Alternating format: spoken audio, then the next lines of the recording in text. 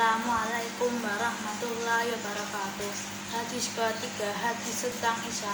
Qala fa'anzirni anil Isa anta udullah fa annaka tara fa man yubtara fa innahu yaraka. Artinya, lalu ia Jibril bertanya kembali, apa itu ihsan? Nabi menjawab, hendaklah engkau beribadah seolah-olah engkau melihatnya, dan sekalipun engkau tidak melihatnya, dan sesungguhnya ia melihat engkau. Hadis keempat, tentang kesempurnaan iman.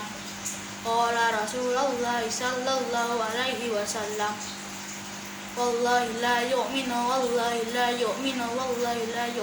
qila wa man ya Rasulullah alladina la ya'manu jarahu bawa'iqah. Wassalamualaikum warahmatullahi wabarakatuh.